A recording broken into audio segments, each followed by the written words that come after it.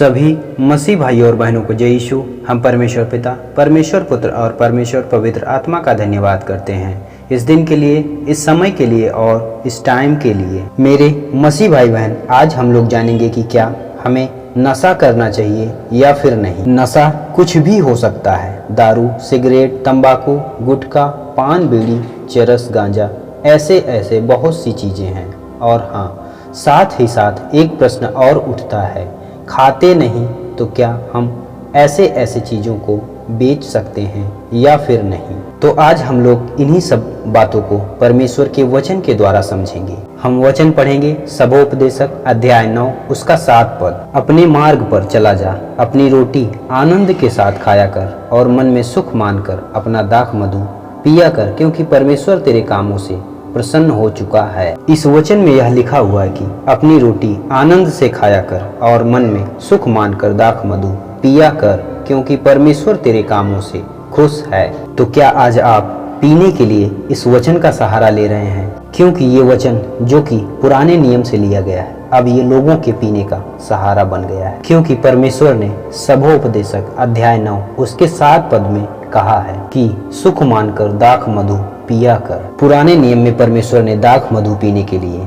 क्यों कहा? पुराने नियम में परमेश्वर ने दाख मधु पीने के लिए क्यों कहा? वो परमेश्वर जाने उस समय क्या आवश्यकता थी।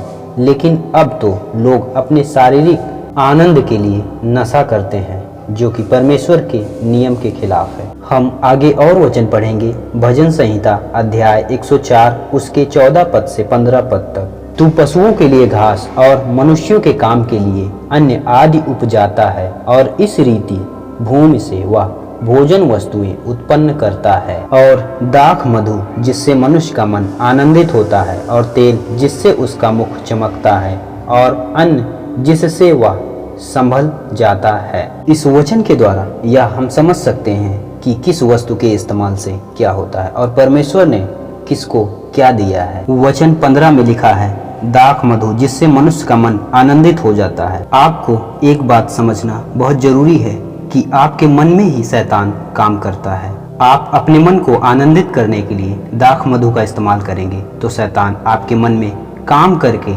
आपसे गलत काम करवा देगा और आपको पता भी नहीं चलेगा। परमेश्वर ने पुराने नियम में दाख मधु को इस्तेमाल करने के लिए क्यों कहा?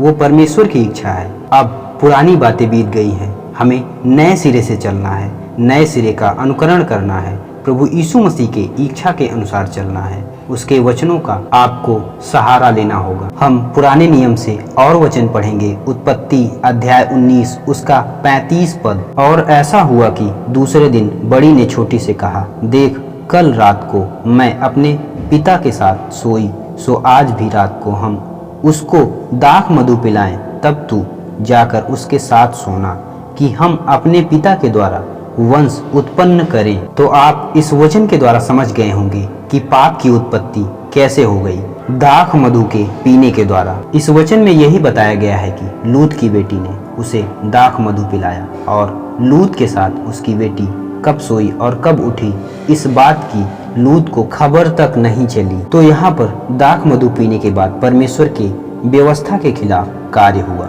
इसका हल हम यशाया अध्याय 5 उसके 22 पद के द्वारा समझेंगे। हाय उन पर जो दाख मधु पीने में वीर और मदिरा को तेज बनाने में बहादुर हैं। इस वचन में यह साफ साफ लिखा हुआ है कि पीने वाले और बनाने वाले दोनों का नाश हो। तो परमेश्वर ने ना तो पीने वाले, ना बनाने वाले और ना ही बेचने वाले किसी का समर्थन नहीं कर रहा है। आप ये ना सोचें कि हम नशे वाली चीजें खा नहीं रहे हैं तो बेच सकते हैं। यहाँ पर बेचना और इस्तेमाल करना दोनों पाप है। परमेश्वर ने हमारे खाने के लिए जो उचित ठहराया है उसको हम समझेंगे। उत्पत्ति अध्याय 1 उसके 29 पद में। फिर परमेश्वर ने उनसे कहा, सुनो, जितने बीज वाले छोटे छोटे पेड़ सारी पृथ्वी के ऊपर हैं, और जितने वृक्षों में बीज वाले फल होते हैं, वे सब मैंने तुमको दिए हैं, वे तुम्हारे भोजन के लिए हैं। तो इस वचन में परमेश्वर ने कहा है, जितने भी बीज वाले फल इस पृथ्वी के ऊपर हैं, सब मनुष्यों के खाने के लिए हैं। तो हम नाश होने वाली चीजें क्यों खाएं, जिससे केवल हमारा शरीर आनंदित होता है, आत्मा आनंदित नहीं होती है। पुरानी बातें बीत गईं, तब का समय क्या था, क्यों दाख मधु इस्तेमाल होता था, इससे क्या लेना देना है? क्योंकि पुरानी व्यवस्था को परमेश्वर के पुत्र प्रभु यीशु मसीह ने सब खत्म कर दिया है। तो हम पुरानी बातों को लेकर क्यों अपना जीवन नष्ट कर रहे हैं? यदि आप शरीर को आनंदित करने के लिए कार्य कर रहे हैं तो फिर आपका विनाश होना तय है।